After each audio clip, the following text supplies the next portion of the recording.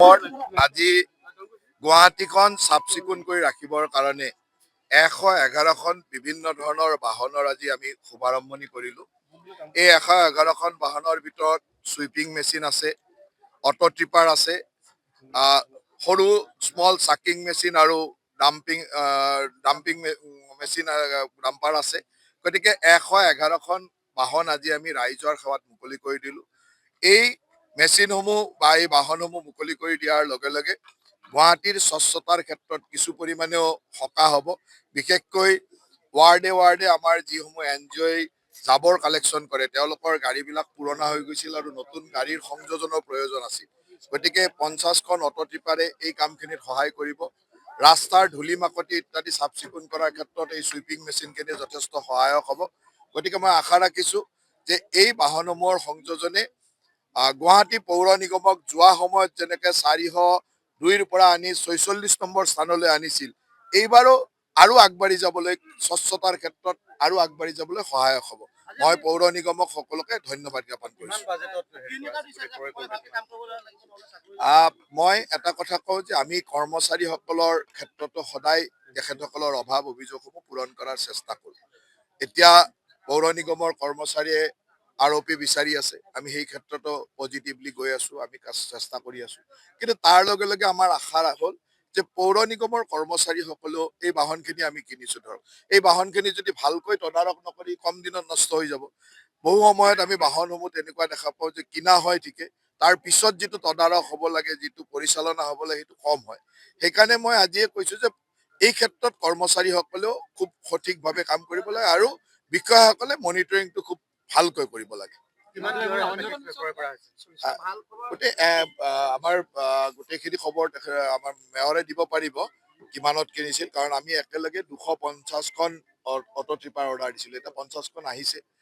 Sweeping মেচিনো আমি 4টাই দিছিলোঁ।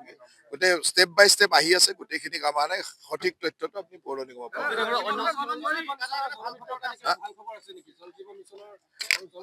জল জীৱন মিছনৰ যোৱাকালি এখন সভা আমি দিল্লীত অনুষ্ঠিত হৈ গ'ল। কেন্দ্ৰীয় মন্ত্ৰী, জলশক্তি মন্ত্ৰী আৰু পঞ্চায়ত ৰাজ মন্ত্ৰীৰ উদ্যোগত গোটেই ভাৰতবৰ্ষৰ বিভাগৰ মন্ত্ৰীসমূহ উপস্থিত আছিল। আমাৰ PHC মিনিষ্টাৰে হওক বা PNRD মিনিষ্টাৰে হওক, সকলো উপস্থিত আছিল আৰু তাত আমি সকলো দিশ আলোচনা কৰা হ'ল। আৰু যোৱা প্ৰায় এবছৰ ধৰি যি পেমেণ্ট কেন্দ্ৰ চৰকাৰৰ পৰা বন্ধ হৈ আছিল, সেই পেমেণ্টটো মোটামুটি অহাৰ এটা পৰিৱেশ হৈছে। এতিয়া আমাক ONM পলিচি বা আমি কেনেকে পৰিচালনা কৰিম, এই গোটেই ব্যৱস্থাটো আমাক কিছুমান কাম কৰিব দিছে আৰু সেইখিনি কৰাৰ লগে লগে মই ভাবো যে ফেব্ৰুৱাৰী মাহত হয়তো কেন্দ্ৰ চৰকাৰৰ পৰা ধন অহা আৰম্ভ হ'ব আৰু আমাৰ কন্ট্ৰেক্টৰসকলৰ যিটো অসুবিধা হৈছিলে, বাকীটো আমি বিষয়া কৰ্মচাৰী বা জলমিত্ৰসকলৰ দৰমহাৰ ক্ষেত্ৰত ক'তো প্ৰব্লেম হোৱা নাই, সেইখিনি আমি কৰি আছিলোঁ। কেৱল কন্ট্ৰেক্টৰসকলৰ বিল দিয়াত আমাৰ এটা অসুবিধা হৈ আছিলে, সেই অসুবিধাটো চাগে দূৰ কৰিব পাৰিম। এনেকুৱা এটা পৰিৱেশ হৈছে আৰু সেইখিনিৰ কাৰণে মই কেন্দ্ৰীয় চৰকাৰকো ধন্যবাদ দিছো যে এটা পজিটিভ দিশত কামখিনি আগবঢ়াই নিছে। বিৰোধী ঐক্যত এক প্ৰকাৰ ফাট মেলিলে নিৰ্বাচনৰ পূৰ্বে CPI যে নিজাকৈ প্ৰাৰ্থী ঘোষণা কৰিলে, কংগ্ৰেছলৈ অপেক্ষা কৰি নাথাকে। মই অসমত বিৰোধী বুলি একো বস্তু নাভাবো। আমি এটা কথাই ভাবো যে আমাক যিসকলে আগ্ৰাসন কৰিব আহিছে, যিটো মিয়া মুছলমান কওক, অচিনাকি কওক, তেওঁলোকৰ ভোট যোনে লয় সিয়ে বিৰোধী। এতিয়া তেওঁলোকে লগ হৈ ভোট লয়, বিৰোধী ভাগ ভাগ কৰি ভোট লয়, সেইখিনি লৈ থাকিব। লগ হৈ ল'ব খোজে, লগ হৈ ল'ব বোলে আমি কেইজন মানে এনেকে লওঁ আৰু তেওঁলোকৰ মাজত এটা সুন্দৰ আণ্ডাৰষ্টেণ্ডিং আছে। মাত্ৰ আপোনালোকক দেখুৱাবৰ কাৰণে এই ধৰণৰ কাম কেইটা কৰি থাকে। কেইদিনমান পিছত দেখিব যে অসমত কংগ্ৰেছে হওক, UDF হওক, ৰাইজৰ দলে হওক, AJP হওক, সকলো একেটাই দল, কেৱল নাম কেইটামান বেলেগ বেলেগ, মানে লেভেল কেইটা বেলেগ কৰি ৰাখিছে। দল একেটাই, একেই মানুহ আৰু একে ভোটাৰ। কংগ্ৰেছত পৰিয়াল কেন্দ্ৰিক ৰাজনীতি চলি আছে। পৰিয়াল কেন্দ্ৰিক ৰাজনীতিটো বিভিন্ন সময়ত অভিযোগ উত্থাপিত হয়। এইবাৰ মাৰ্ঘেৰিটাত প্ৰদ্যুৎ বৰদলৈ পুত্ৰই টিকট বিচৰাৰ পাছতেই পদত্যাগৰ জোৱাৰ উঠিছে, স্পষ্টকৈ লিখা হৈছে। কংগ্ৰেছ বা এনেকুৱা বহু দল আছে যি দলত বংশবাদটোৱে তেওঁলোকৰ প্ৰাধান্য। এইটোতো আৰু আজিৰ কথা নহয়, একেবাৰে যুগে যুগে চলি অহা কথা। বংশবাদটো কিছুমান দলৰ প্ৰাধান্য, তাত কংগ্ৰেছ আটাইতকৈ শীৰ্ষত আছে।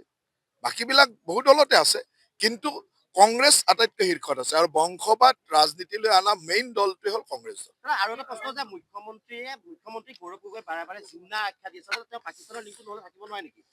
কথাটো হ'ল যে ভাৰতবৰ্ষৰ ইতিহাস পঢ়িবৰ কাৰণে গৌৰৱ গগৈ না সময় পালে, কাৰণ যি সময়ত তেওঁ বাহিৰত থাকিলে বিভিন্ন ধৰণৰ এনেকুৱা এজেণ্টৰ পালাতে থাকিলে পাকিস্তানৰ এজেণ্টৰ লগত ঘূৰি ফুৰোতে তেওঁৰ সময়বিলাক গুচি গ'ল তেওঁতো আচল পঢ়া সময়খিনি নহ'লগে পঢ়া সময়ততো তেওঁ পাকিস্তানৰ এজেণ্ট বিভিন্ন ধৰণৰ মানুহক লগ পাই সেইবিলাক মজ মস্তিতে গুচি গ'ল গতিকে তেওঁলোকেতো গম নাপালে ভাৰতবৰ্ষৰ ইতিহাস কেনেকে গম পাব জিন্না কি বস্তু কেনেকে গম পাব ভাৰতবৰ্ষৰ ইতিহাসত মহামানৱ মহাত্মা গান্ধীৰ ৰোল কেনেকে বুজি পাব বল্লভ ভাই পেটেলৰ ৰোল কেনেকে বুজি পাব গতিকে তেওঁ কাক কি কয় গম নাপায় জিন্না কি বস্তুটো বুজিও পোৱা নাই চাগে কোনোবাই লিখি দিছে জিন্না বুলি কৈ দিছে চাগে কাৰণ মোৰ যিমান দূৰ মনে হয় কাৰণ তেওঁ যি সময়ত অলপ পঢ়া শুনা কৰি ভাৰতবৰ্ষ বা অসমখনক জানিব লাগিছিল সেই সময়ততো তেওঁ এই পাকিস্তানৰ এজেণ্টৰ পালাত পৰি তেনেকেই কটালে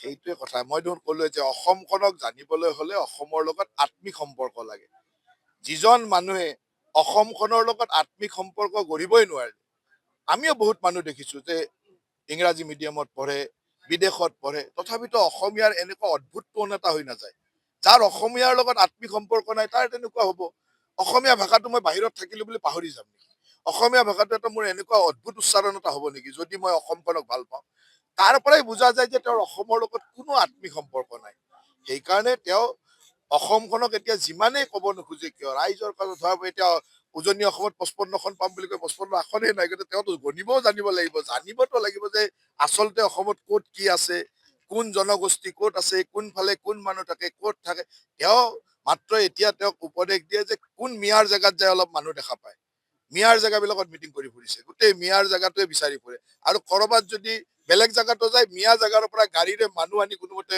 আনিব লাগে কিন্তু তেনেকে কষ্ট কৰিও 2-3 হাজাৰতকৈ যাব নোৱাৰে সেইটো হৈছে গৌৰৱ গগৈৰ আজিৰ পৰিৱেশ গতিকে মই আশা ৰাখো যে কংগ্ৰেছ দলত যিসকলে অলপ অসমৰ বিষয়ে জনা মানুহ আছে তেওঁলোকে তেওঁক অকমান পৰামৰ্শ দিব বা অলপমান সহজ নিৰ্দেশনাটো দেখুৱাব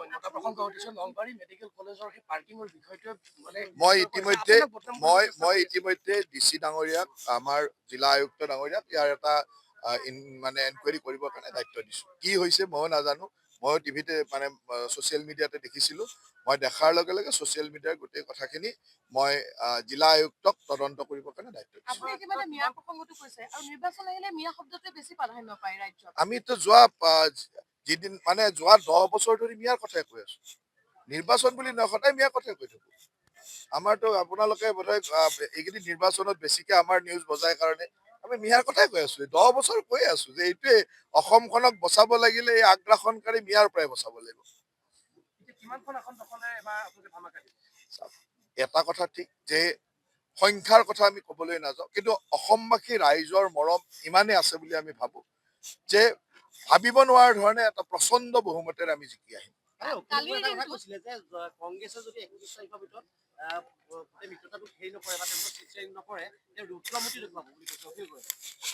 অখিল গগৈ প্ৰতিটো নিৰ্বাচন অহাৰ লগে লগে এটা পাৰে যদি কাৰণ অখিল গগৈও সম্পূৰ্ণৰূপে কংগ্ৰেছৰ ওপৰত ডিপেণ্ডেণ্ট আজিৰ তাৰিখত অখিল গগৈ কংগ্ৰেছ নহলে তেওঁ মানে তেওঁ জানে যে তেওঁ শিৱসাগৰতো জিকিব নোৱাৰে কংগ্ৰেছক লৈয়ে জিকিব লাগিব সেইকাৰণে তেওঁ এটা কংগ্ৰেছক ব্লেকমেইলিং কৰিবৰ কাৰণে এটা ব্যৱস্থাৰে কথাখিনি কৈ আছে অখিল গগৈ কংগ্ৰেছ নহলে শিৱসাগৰতো জিকিব নোৱাৰে আৰু এনেও জিকিব নোৱাৰে কংগ্ৰেছ থাকিলেও জিকিব নোৱাৰে কিন্তু তেওঁ মনত ভাবে যে কংগ্ৰেছটো থাকিলে চাগে অলপমান কণ্টেষ্ট কৰিব সেইকাৰণে কংগ্ৰেছক এটা ব্লেকমেইলিং কৰাৰ চেষ্টা এটা চলাই আছে কিন্তু মই এটা কথা জানো যে এই গোটেই কেইটা দল একে দল সিহঁতে গোটেই মিয়াৰ ওপৰতে ভৰসা কৰি আছে যিখিনি আমি অচিনাকি মানুহ মিয়া বুলি কওঁ তাৰ ভোটৰ ওপৰতে ভৰসা কৰি আছে অখিল গগৈ পাৰ্টীও কংগ্ৰেছ দলো মানে এজেপিও আৰু ইউডিএফও গতিকে গোটেইকেইটা একে দল সিহঁতৰ মাজত কোনো পাৰ্থক্য নাই